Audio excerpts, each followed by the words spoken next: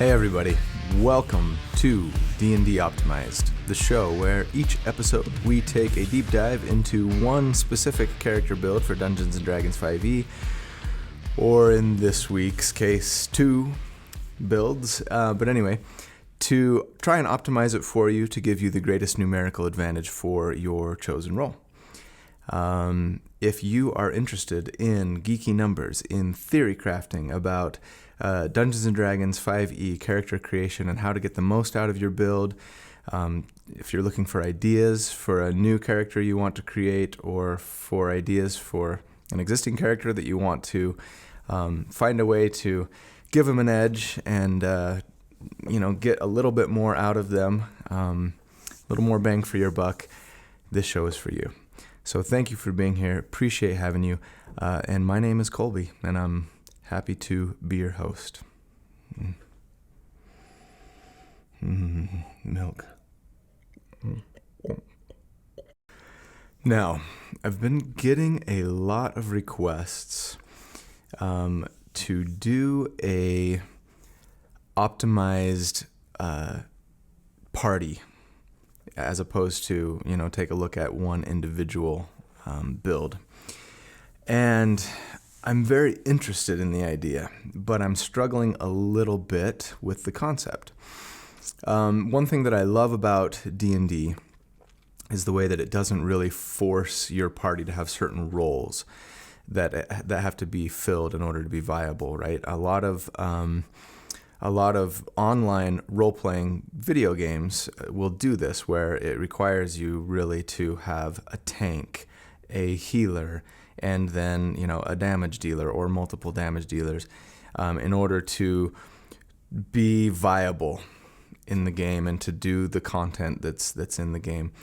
I'm thinking World of Warcraft is a perfect example of this kind of gameplay mechanic, and I always chafed a little bit at that, frankly. I preferred a game like Guild Wars 2, which let you not be pigeonholed, and everybody could sort of be the focus of the enemy's ire and also do damage and or control the enemy and heal and do all these kinds of things. So that's one thing that I love about Dungeons & Dragons, and I suspect that a lot of you do as well.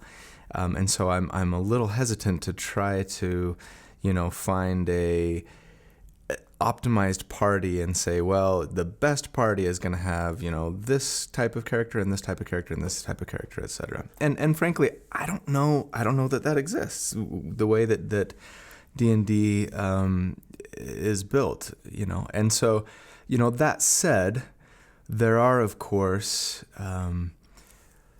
different builds that can synergize really well with each other, right?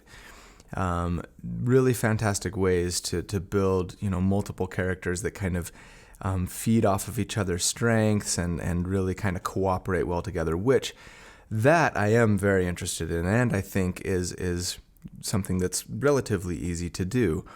Difficult perhaps with an entire party to try and do, 4 characters, for example, that all have synergies and feed off each other. Not impossible, but very difficult, particularly in a 30-40 minute episode. So I wanted to try and do, a duo to start off, my first attempt at an optimized group with just 2 characters. For simplicity's sake, in the interest of time. And so that's what brought us to the episode today. When I did episode 10 on sustained damage spells, I got really excited and interested in the idea of area of effect, or AoE spells so they hit multiple enemies, right? But that are also damage over time, or AoE dots. There's not a lot of them in D&D, but there are several. And the problem or challenge with most, if not all of them, is that you cast them in an area, and then the enemies have to stay in that area for them to take damage over time, right? And so it necessitated a way to keep those enemies still. And so, for anyone who's played Dragon Age Origins, this is what I think of, right? My favorite way to play that game was you'd have two casters, and one of them would cast these big damaging area of effect spells, and the other one would do things to keep the people in place, to keep your enemies, the bad guys, in place, to hold them still or slow them down, thereby extending the effectiveness of those big area of effect damage over time spells. So that was what I was trying to go for with this initial duo combo build. Started doing some research into, what the best area of effect damage over time spells were, but also the best ways to keep a group of enemies in place, typically with spells, right? And of course, always accounting for, what does that look like at the early game? What does that look like at the mid game? What does that look like at the late game? And which combination of characters can do those two things relatively well throughout the life of a character? Because I'm not interested in just seeing, who's the best at level 20. As you guys know, not a lot of people play the game at level 20, so that seems a little bit of a silly exercise to me. So, without further ado, I present episode 14, the Wizard Druid combo, or as we shall call it affectionately, Brainy and the Beast. For those who don't know, the Wizard is largely regarded as the best controller in the game. They have access to the biggest spell list of any character, and the most spells that allow you to immobilize, trap, slow your enemies, etc. So they seem like the obvious choice for kind of the controller aspect of this particular duo. I went back and forth between who to choose for the second character. The cleric has a lot of good AoE dots, area of effect damage over time spells, namely Spirit Guardian, which is really strong, Dawn, which is really strong, but they don't have a ton of control options. There's a couple, but they're a little soft, and not some of them you don't get until very late, and they don't often affect multiple targets. So for that reason, I decided to go with the Druid. If spec'd right, the Druid actually brings both some really nice area damage options, but also can potentially get access to a lot of great control options as well. And so what I love the most about this combo is the versatility that it gives you. Sometimes one character is going to be the anvil, and the other character is going to be the hammer, as it were. And then other times you'll be able to reverse that, and one person's going to be controlling, locking people down, and the other person's going to be bringing the pain. And it's just, I think, a lot of fun to be able to have that versatility. You're playing with your friend, you're coordinating your attacks, you're cooperating, you've kind of built your characters and are building your characters in conjunction with each other to really kind of coordinate and make them powerful throughout the game for this one specific goal of trying to do as much damage as possible to as many enemies as possible while expending as few resources as possible, thereby allowing it to be sustainable. And it doesn't get redundant because you get to take turns filling each of the roles. In the interest of time, this is probably going to be the longest episode that I ever do. I have a feeling. I'm not going to go into quite as much detail on the individual character builds because I've got two to cover, right? So I'll really try to focus only on the things that matter most to the build and to the combo, and let you guys fill in the blanks on everything else. So let's jump into the level by level character builds. All right, at level 1 for the wizard, race. I'm going variant human because I think it really important to get the free feat. Both of these characters are constantly going to be using concentration spells. Anytime you have a spell that lasts for more than one turn, it almost always requires concentration. So being able to maintain concentration is huge, and there are a couple of feats that will be good options for you to take, which I'll get into in a second. But, if you really don't want to do Variant Human, feel free to, find something else. Look for something that has a plus to intelligence, especially. Gnomes can be a great option. I really like the Eladrin Elf variant because they get a free casting of Misty Step, the Misty Step spell, which movement will become important for us later on, especially. So that's nice. But anyway, assuming you're going Variant Human here, for the free feat, you're going to want to take either Warcaster, which will allow you to have advantage on checks to maintain concentration, which is very strong.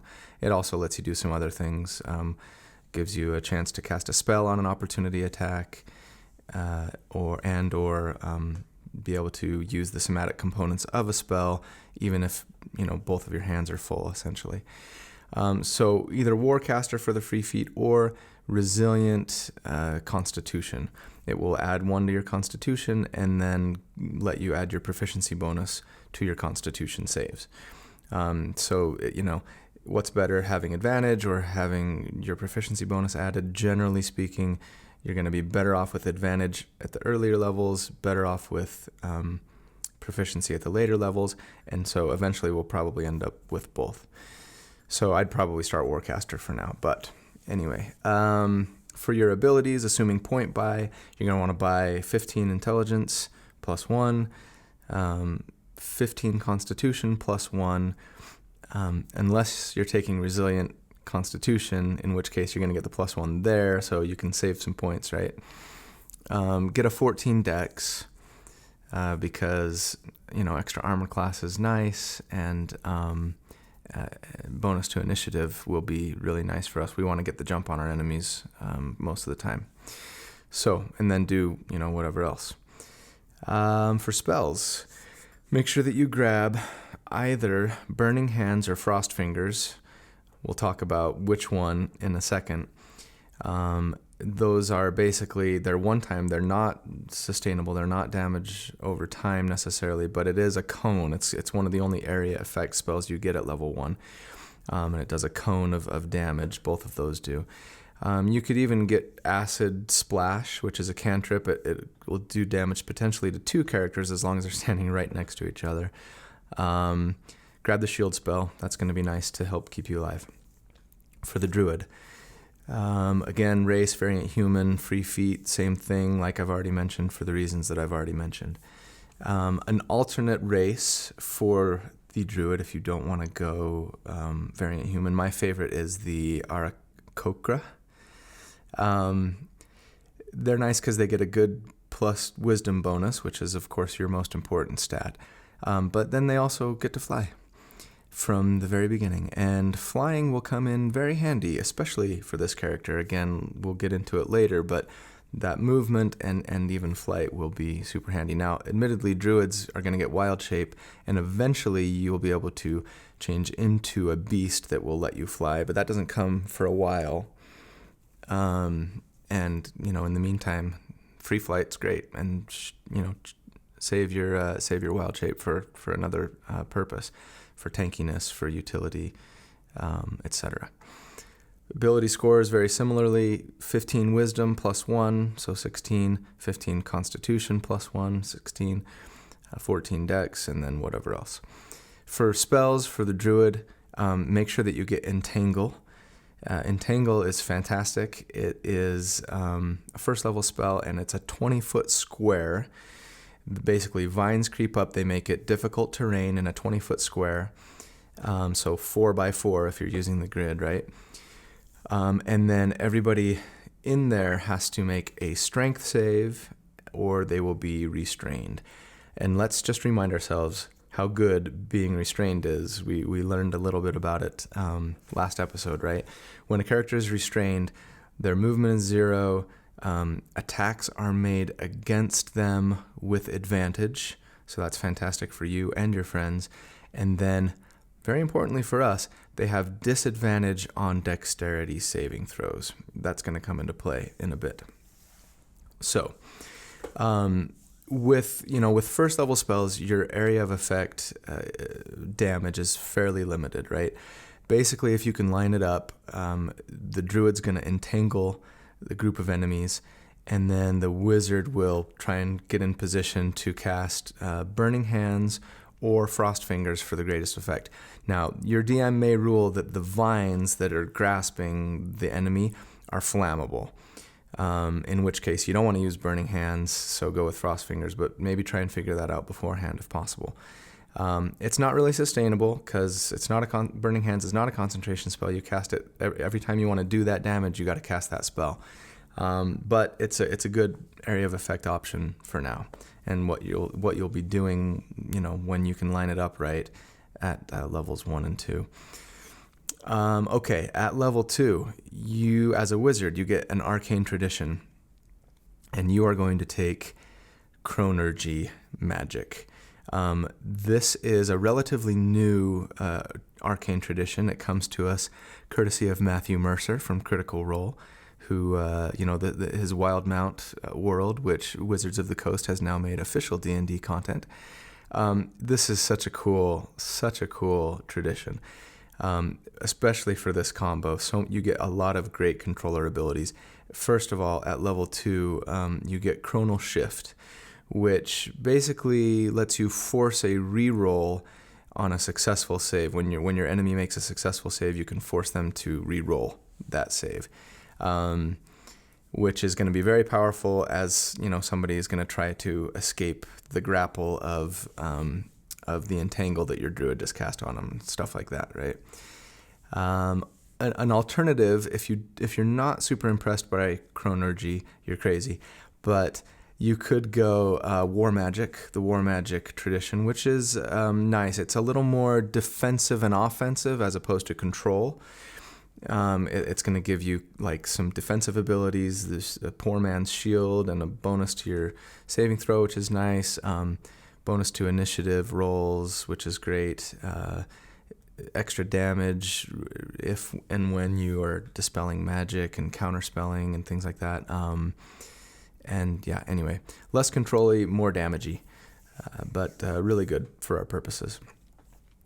For the Druid, at level 2, Druids get Druid Circle, and you are going to choose the Circle of the Land, with Underdark as your chosen land.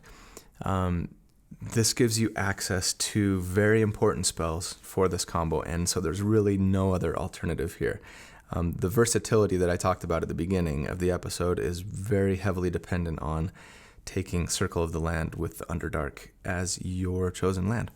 So that's what we're going to do. Druids also do get Wild Shape here. It allows you to transform into a beast of a 1/4 challenge rating at this level. I'm not going to get into it. You can't have swim speed or fly speed yet, but I'm not going to get into it really. Again, look for something that gives you tankiness and or utility and or movement. There's so many options. Find something that looks cool and fun and interesting.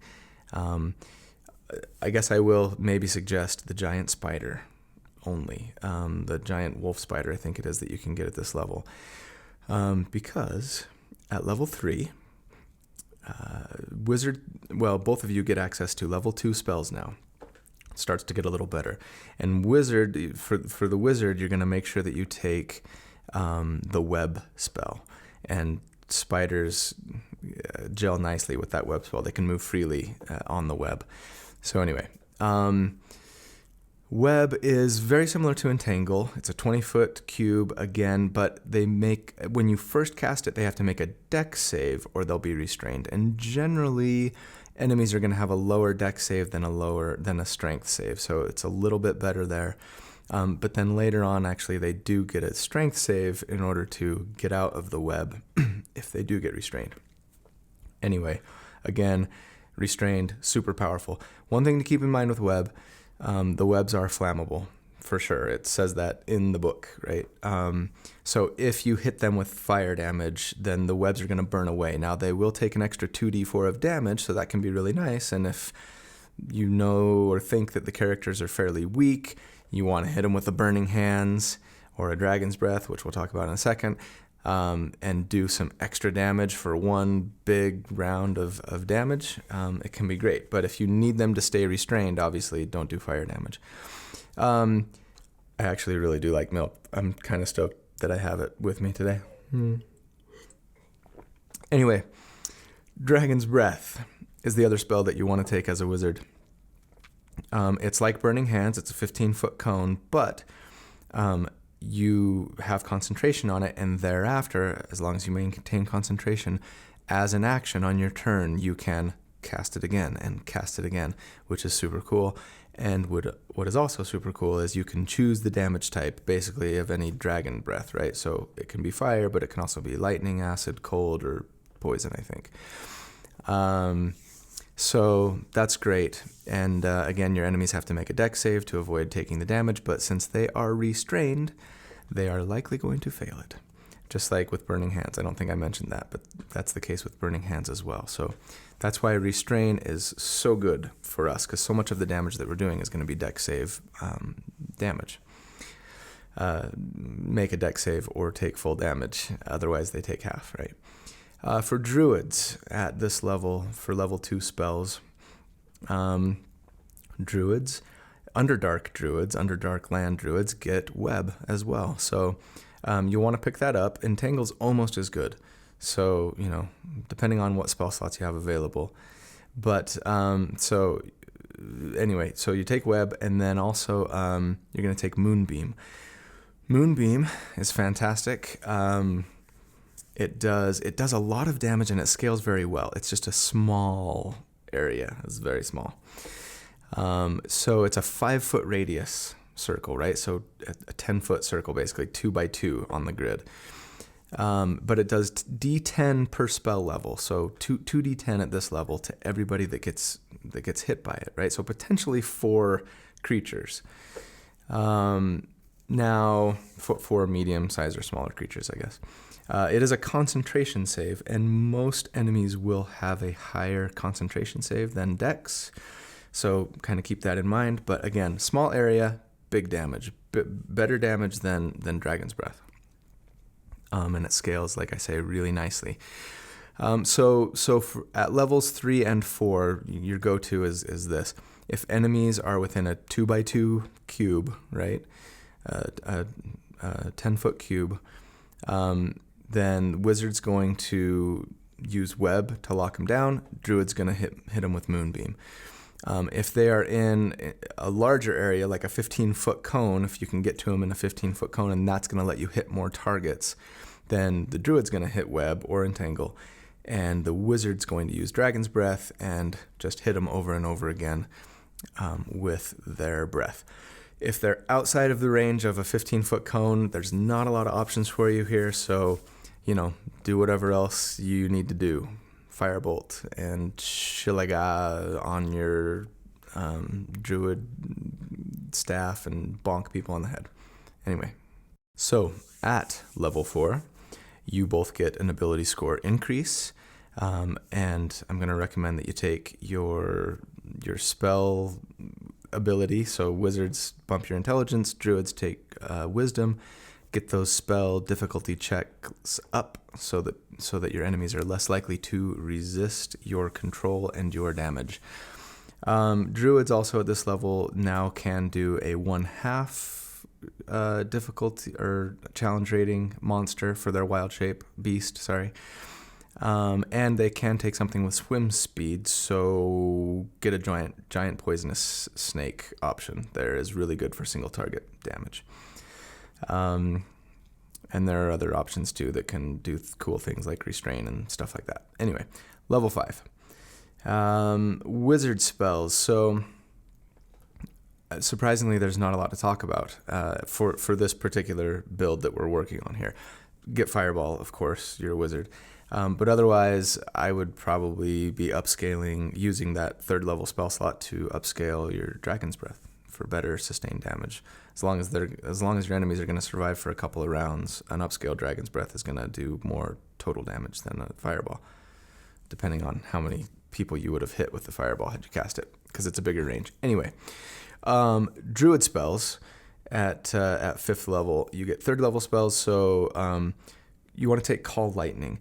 Now, Call Lightning is the same range as Moonbeam, essentially. It's you basically create a storm, which is cool, and then on your turn as an action, you can call a lightning bolt down to hit a point, and anybody within 5 feet of that point will take damage. So you could put it right in the middle of an intersection of a 2x2 grid, right? And then it would hit every single one of those characters. So up to 4 medium-sized or smaller enemies would get hit by this lightning bolt. The nice thing about it, the damage is the same as Moonbeam because it's 3d10 and it goes up, 1d10 per level, just like Moonbeam. At a 3rd level spell, Moonbeam would be 3d10 as well.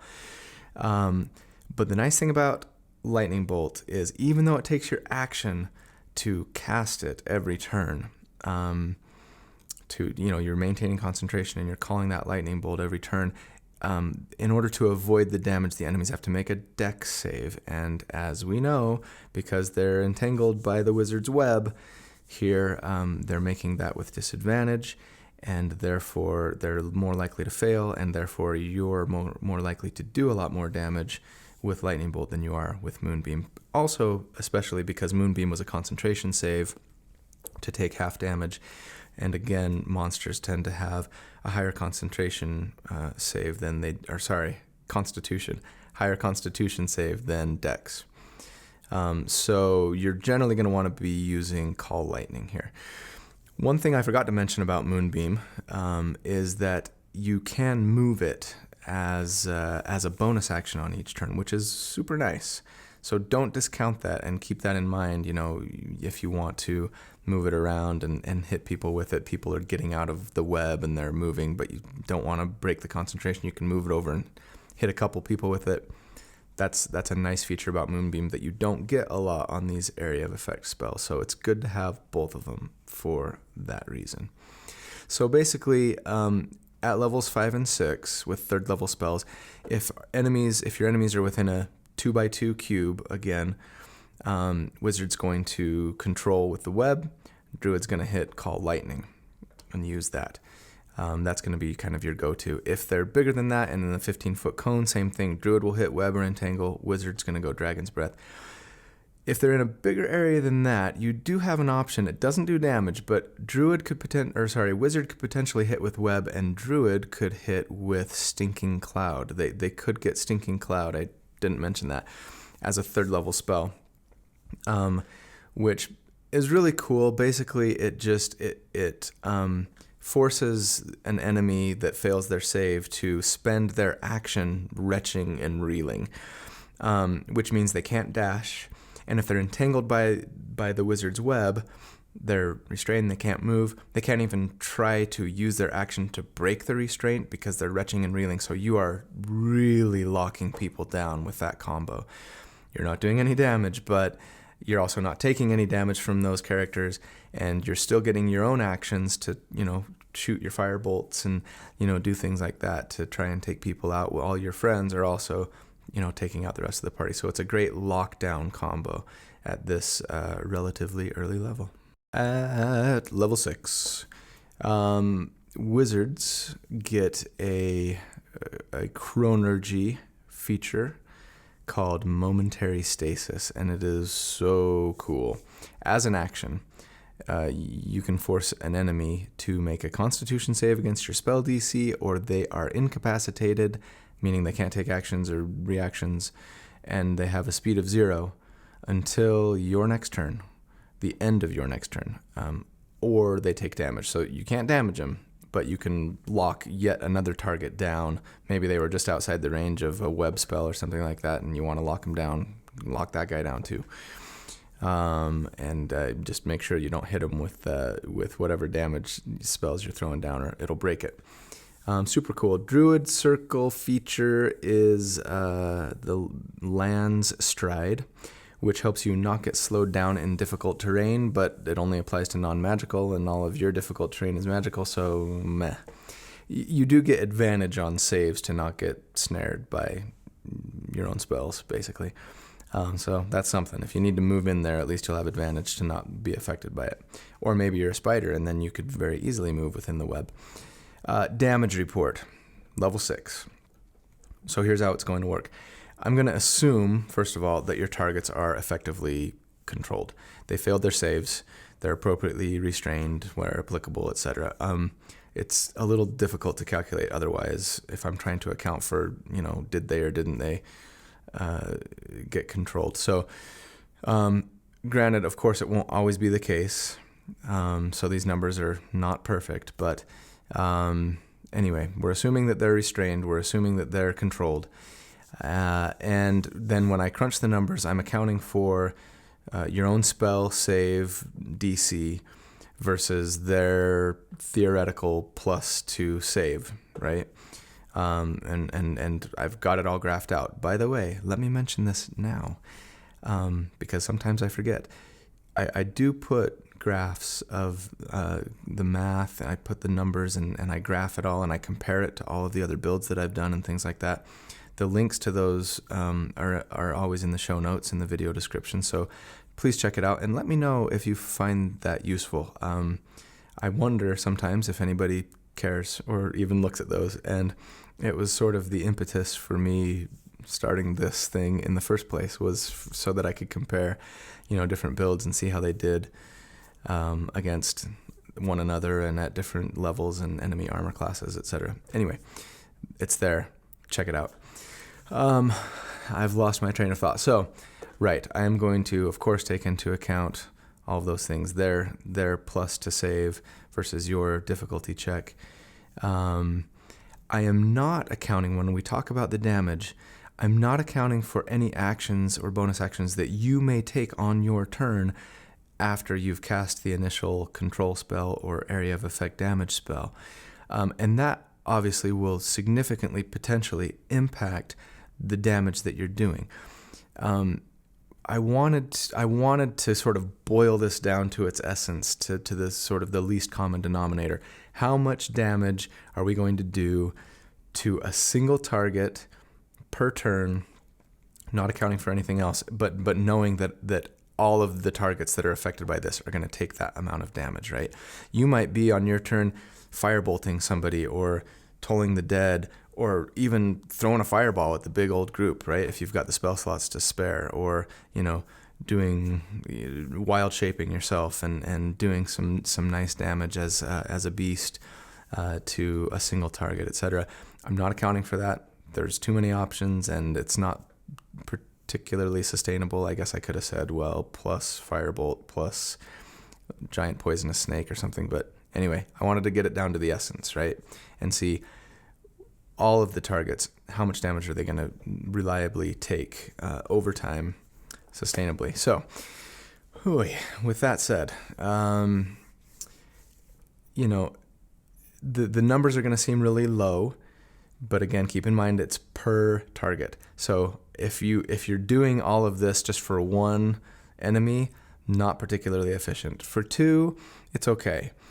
3 and above, it's quite good and quite efficient. So against a +0 to save, if the enemy has a +0 on the relative save that they're making against your spells, you're going to average 15 damage per round per enemy that gets caught in this maelstrom.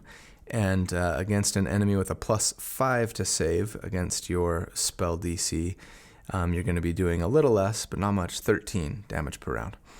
At level 7, the wizards, so now you're getting 4th level spells, right? Wizard spell, make sure that you pick up Dawn.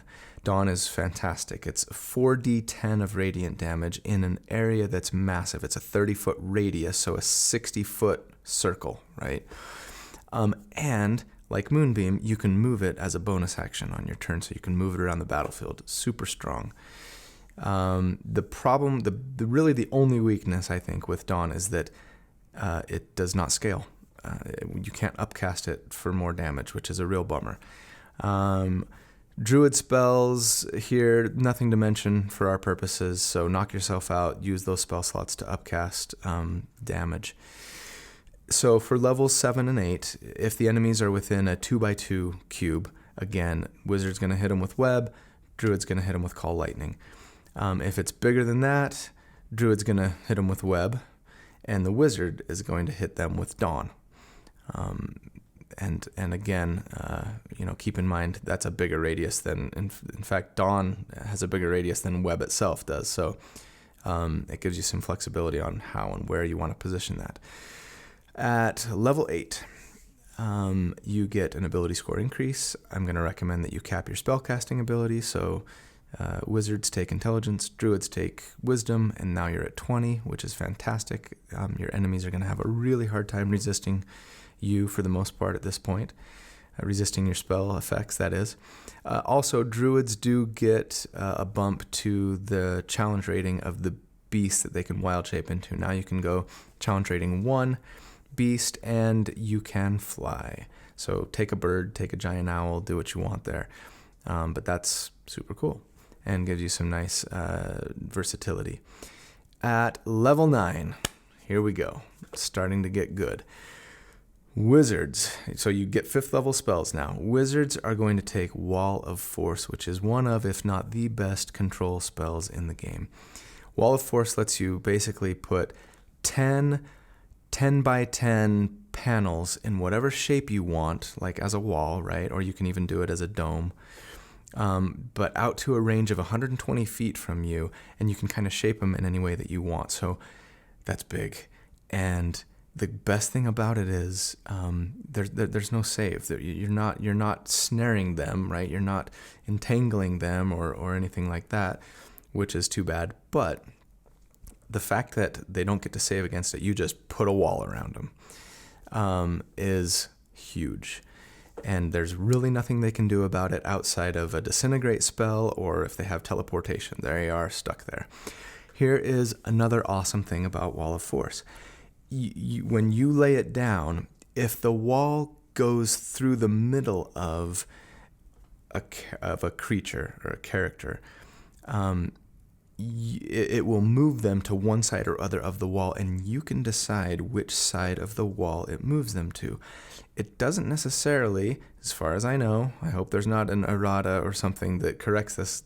If so, let me know.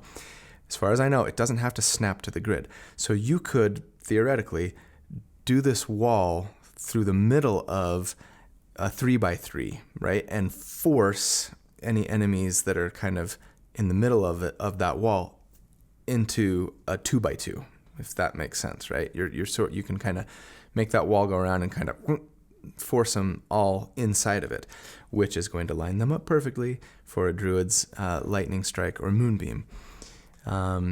Probably lightning strike, but at this point, Call Lightning doesn't matter as much because they're not entangled, thereby getting disadvantage on their, or they're not restrained, thereby getting disadvantage on their dex save. Anyway, that's nice if there's if there's a group that's kind of in a 3x3 on the grid, and you can shrink them down into 2x2 and zap them.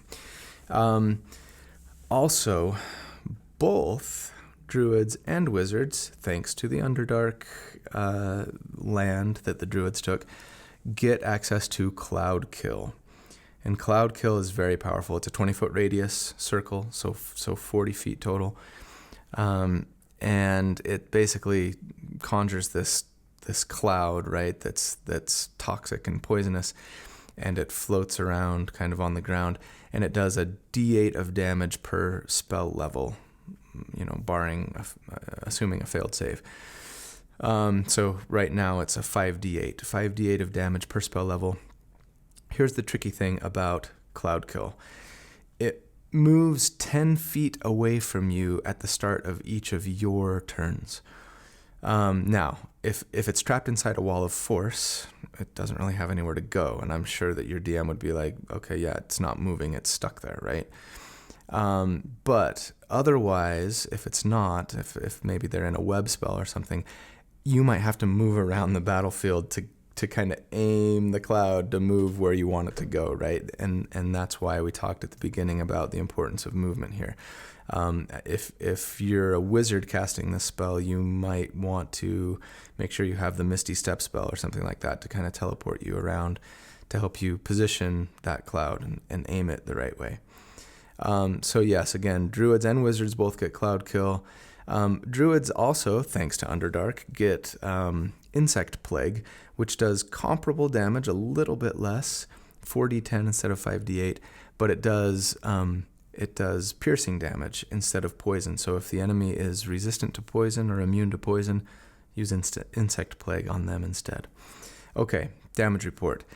At level 9, against a +0 to save enemy, you're doing 27 damage per round per enemy. And against a enemy with a +6 to save against your spell DC, you're going to be doing just a little less, 24. 24, and not a lot of enemies that you're fighting, by the way, at this level are going to have a +6 to their save. But 24 damage per round per enemy. All right, so just to kind of reiterate, at levels 9 through 12, actually, here, what the two of you are going to be doing is, if the enemy is now within a 3x3 cube, and there's only 4 of them or less, I guess, again, you're going to cast Wall of Force through the middle of the outside of that 3x3 cube, forcing everybody else into a little 2x2, hit them with lightning or moonbeam.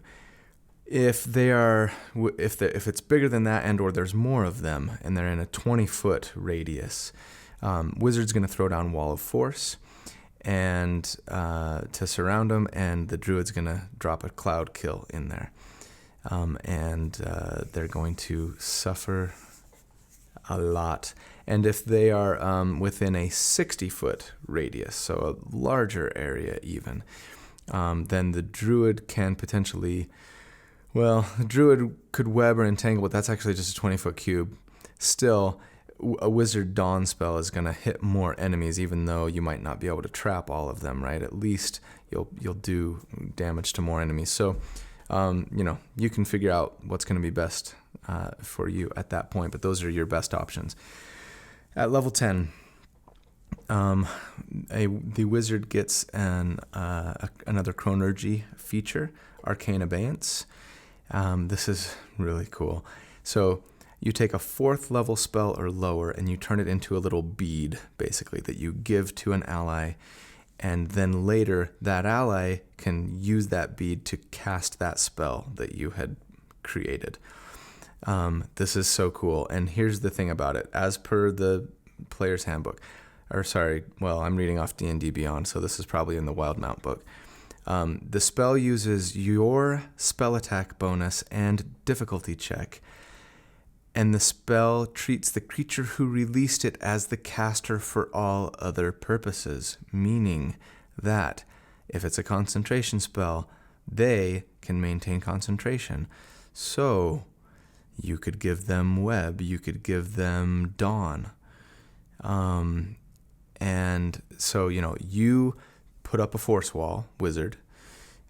Druid drops a cloud kill in, and then your fighter friend drops a dawn on top of that, and now you're really putting hurt on your enemies. So that is a super cool feature. Land Druids get Elemental Wild Shape, which lets you turn into a earth, air, fire, or water elemental instead of a beast. You got to spend 2 uses of your wild shape, but that's super cool, super powerful. Don't have time to discuss any further, but it's very strong. At level 11, you now get level 6 spells, but I'm pretty sure you're just going to use your spell slot to upcast your damage spells. Let me know if you think I missed a level 6 spell for either Druids or Wizards here that would really be good for this combo. I didn't see any. Level 12. You get another ability score increase or feat. I'm going to recommend taking either Resilient, Constitution, or Warcaster, whichever you did not take as your free feat at level 1.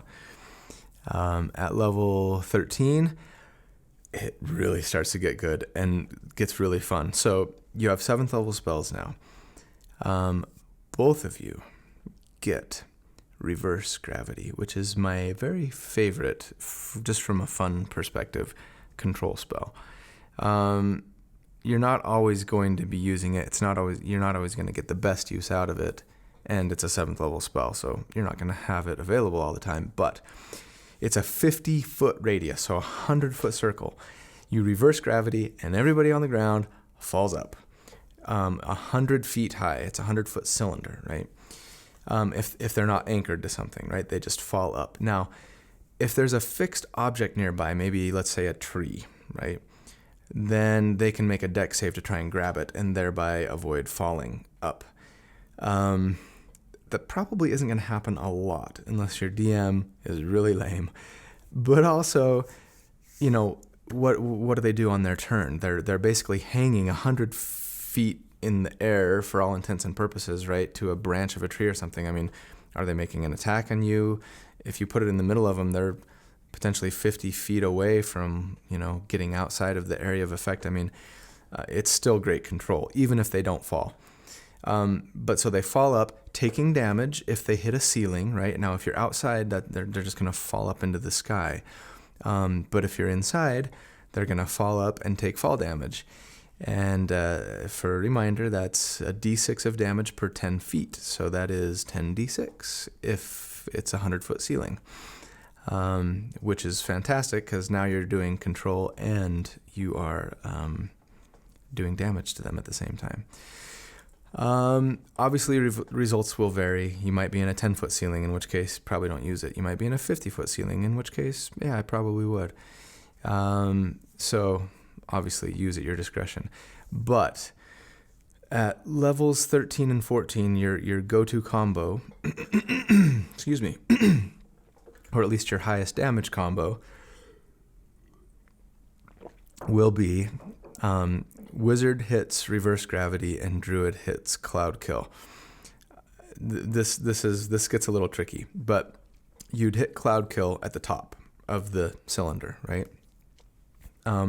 Probably wild shaping into something that can fly up there to position the cloud where you want it to go. Now, the cloud is a 20-foot sphere, so it's a circle. Well, it's a sphere. And, you know, it's supposed to roll along the surface of the ground, but it's also supposed to move 10 feet away from you per turn. So, I don't know, if you're standing directly underneath it, does it move away from you and continue to go up, or does it fall down to the ground? Maybe. Work that out with your DM. Make sure that you talk to him and kind of have an understanding on how it's going to work in your game. Maybe you can use a gust cantrip as a druid, right, to keep the cloud from falling. Potentially. I don't know. Again, check with your DM. If it's not going to work, whether because the ceiling's too low or the cloud's going to fall away and so people aren't going to be stuck in it, just stick with your previous combos. You know, web and force wall and all the things, and just upscale the damage. You're still going to do really good damage, very comparable. You just won't get the cool, funny, and fun ability to watch your enemies fall into the sky and take damage upon landing on the ceiling.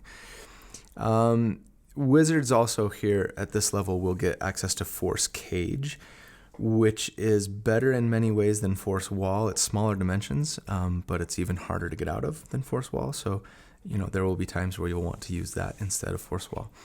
Damage report at level 13.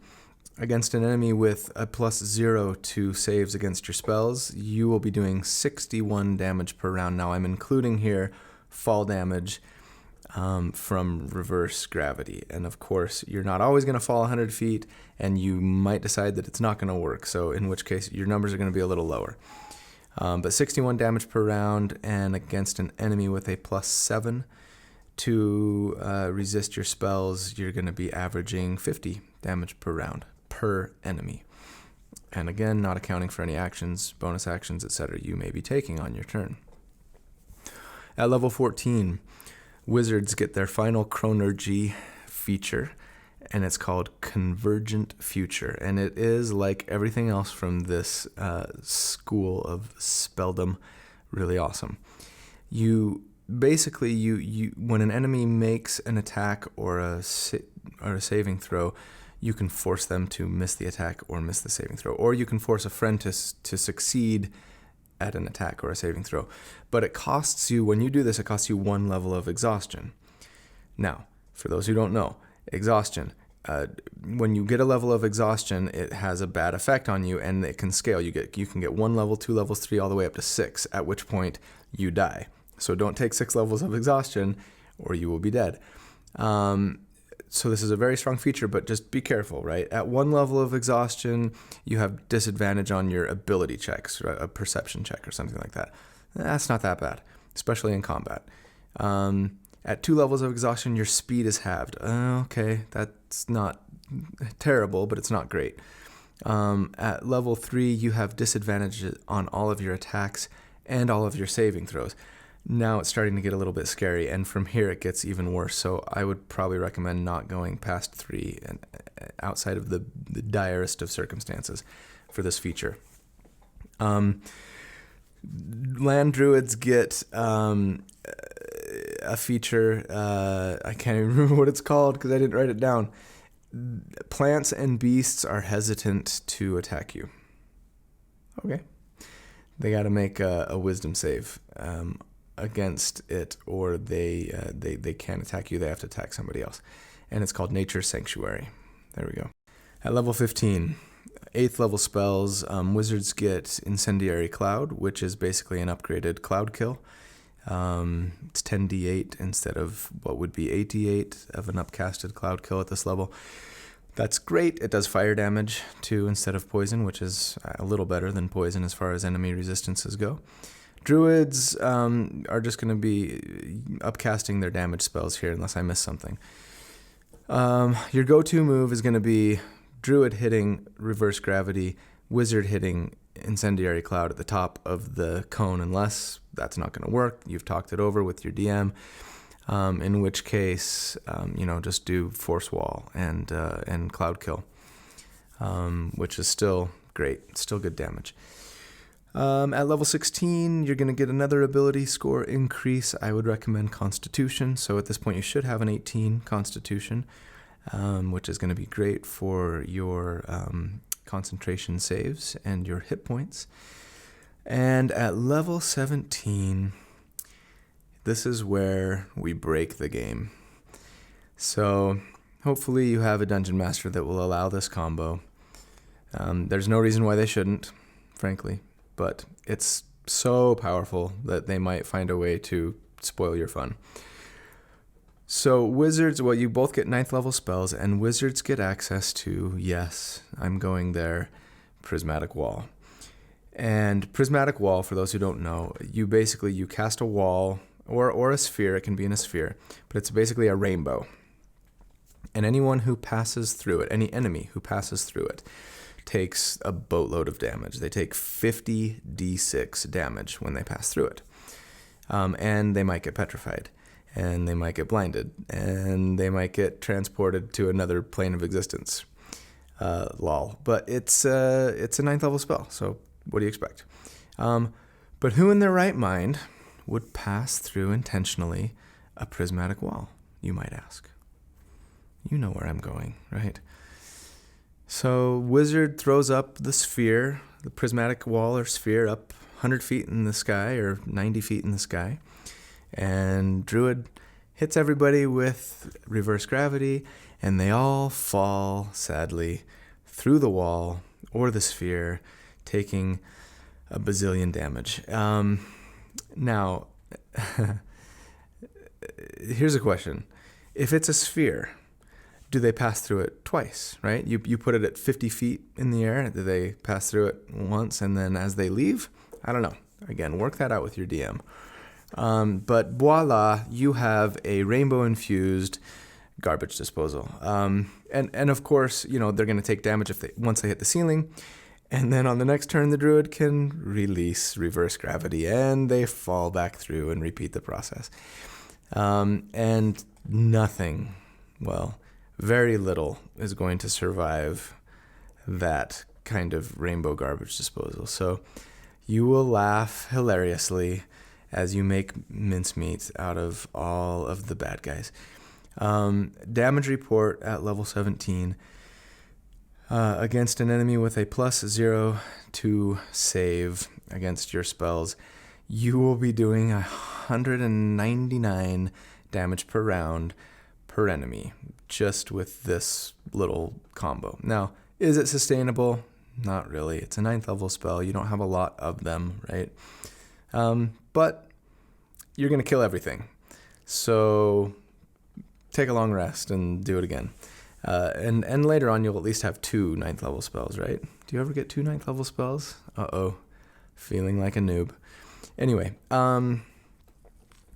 against an enemy with a +8 to save against your spell effects, 157 damage per round.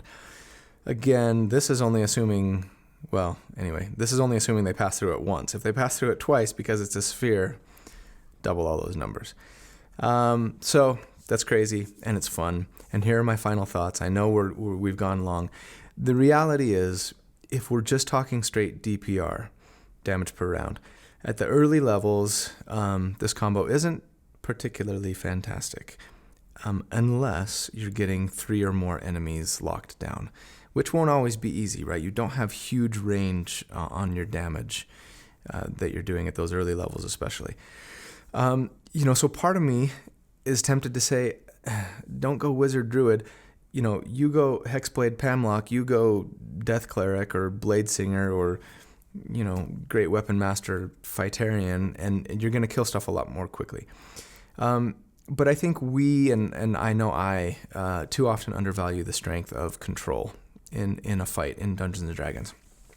Even at low levels, getting 2 or 3 or more enemies, locked down, restrained, thereby, entangled in your web or in your other control spells, disabling them in this way, keeping them from taking actions to attack your friends, giving everybody advantage on attacks that they're making against them, is really, really strong all by itself. We went over this when we were talking about the Beastmaster last week.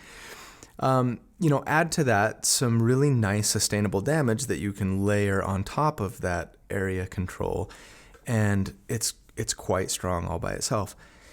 Add to that, some additional nice damage that you'll be getting out of your actions and your bonus actions, even if it's just cantrips, right? But better yet, you're throwing out fireballs or lightning bolts or meteor storms, for that matter, meteor showers.